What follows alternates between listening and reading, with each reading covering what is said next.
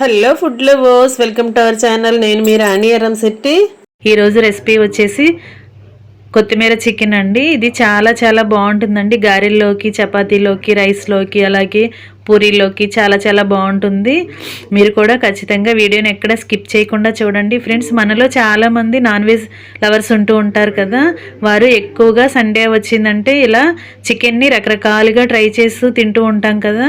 బయట మనం హోటల్కి వెళ్ళి రెసిపీస్ ట్రై చేసే కన్నా ఇంట్లోనే ఇలా చక్కగా కేజీ చికెన్ తెచ్చుకుని ఇలా ఒకసారి మీరు ట్రై చేయండి. నేను కొంచెం కొత్తగా చేసి చూపించబోతున్నానండి. వీడియోని స్కిప్ చేయకుండా చూసి ఆ టిప్స్ ఏంటో, ఆ కుకింగ్ స్టైల్ ఏంటో మీరు చూసి ఖచ్చితంగా చేసుకుని టేస్ట్ చూడండి. మీకు చాలా బాగా నచ్చుతుందండి. మీరు ఈ చికెన్కి ఫేవరెట్ అయిపోతారు.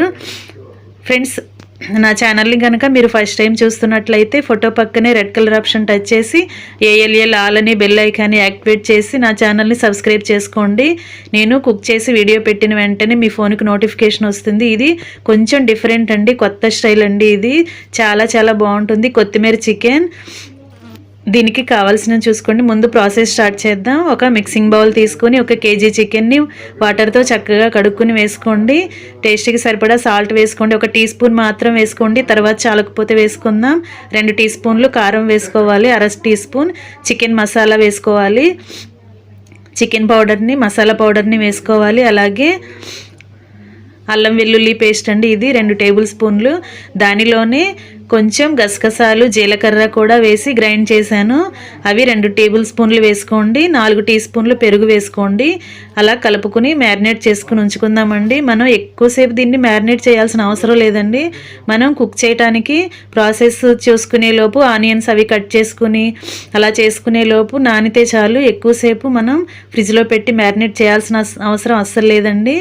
అలా వేసుకున్నాం కదా. ఇప్పుడు స్టవ్ వెలిగించుకుని కర్రీకి సరిపడా గిన్నె పెట్టుకొని కళాయి పెట్టుకుని అలా దినుసులు వేసుకోండి.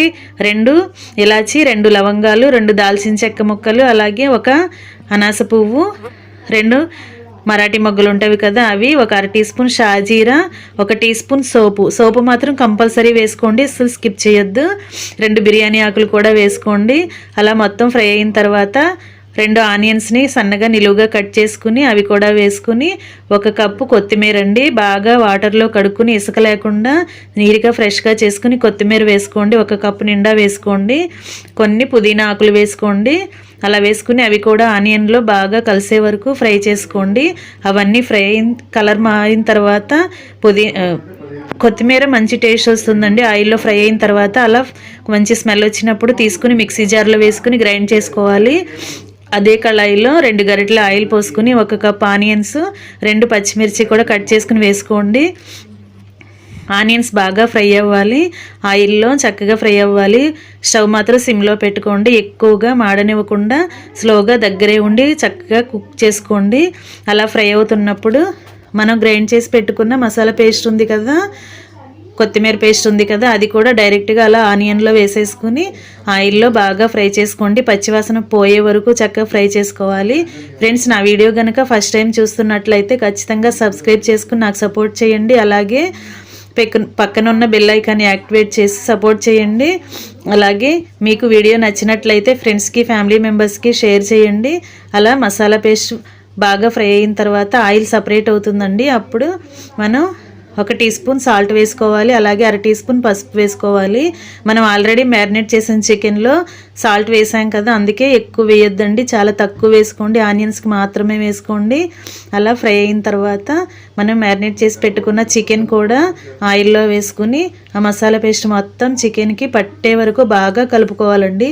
చాలామంది చికెన్కి ఫేవరెట్స్ ఉంటూ ఉంటారు కదా, ఎక్కువగా ఫేవరెట్స్ చికెన్కే ఉంటూ ఉంటారు కదా.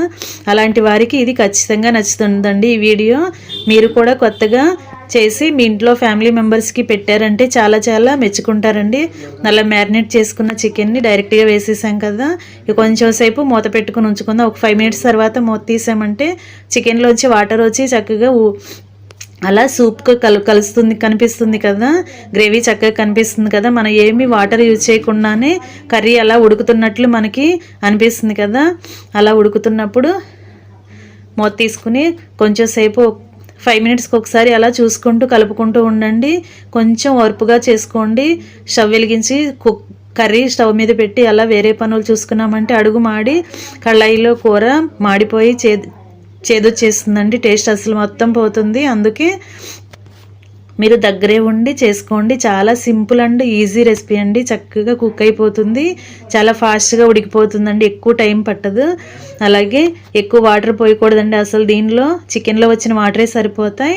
మిక్సీ జార్లో ఉన్న వాటర్ ఉంటాయి కదా, కొత్తిమీర పేస్ట్ గ్రైండ్ చేసిన వాటర్ ఉంటాయి కదా, అవి మాత్రమే పోసుకుని అలా కొన్ని కరివేపాకులు కూడా వేసుకుని బాగా కలుపుకుని 5 మినిట్స్కి ఒకసారి చూసుకుంటూ మూత పెట్టుకుంటూ కలుపుకుంటూ ఉండాలి. సాల్ట్ సరిపోయిందో లేదో చూసుకోండి. అలాగే కారం టేస్ట్ కూడా చూసుకోండి. అన్నీ కరెక్ట్గా సరిపోతాయండి. నేను చెప్పిన కొలతల ప్రకారం తీసుకుంటే కేజీ చికెన్కి కరెక్ట్గా సరిపోతాయి. కొంచెం స్పైసీనెస్ ఎక్కువ ఇష్టపడేవారు ఇంకొక 1/2 టీ స్పూన్ కారం, 1/2 టీ స్పూన్ చికెన్ మసాలా కూడా యాడ్ చేసుకోవచ్చు. కానీ ఈ చికెన్ చాలా పర్ఫెక్ట్గా కుక్ అయిపోతుంది, కరెక్ట్గా టేస్ట్ అన్నీ కరెక్ట్గా వస్తాయండి. అలా ఉడికించుకుంటున్నాం కదా, ఇలా ఉడుకుతుంది కదా. ఈ గ్రేవీ గారెలకు చాలా బాగుంటుందండి. అలాగే నైట్ చపాతీ చేసుకుంటూ ఉంటాం కదా, ఆ చపాతీలకు కూడా ఇలా చికెన్ ట్రై చేసి కొత్తిమీర చికెన్ని మనం టేస్ట్ చూసుకోవచ్చు, తినొచ్చు. ఫ్రెండ్స్, ఇంకా రెడీ అయిపోయిందండి. సాల్ట్ సరిపోయిందో లేదో చూసుకుని కొంచెం ముక్క ఉడికిన తర్వాత అలా ఆయిల్ బాగా పైకి తేలింది కదా, ఇంకా చికెన్ రెడీ అయిపోయినట్టేనండి. కొత్తిమీర చికెన్ ఇంకా సర్వ్ చేసుకోవటమే. సర్వింగ్ బౌల్లోకి తీసుకుని ఇంకా సర్వ్ చేసుకోవటమే. మీ ఫ్రెండ్స్కి, ఫ్యామిలీ మెంబర్స్కి నా వీడియో తప్పకుండా షేర్ చేస్తారని ఆశిస్తున్నాను. మీ సపోర్ట్ నాకు ఇవ్వండి. Thanks for watching. నేను మీ రాణి ఎర్రంశెట్టి.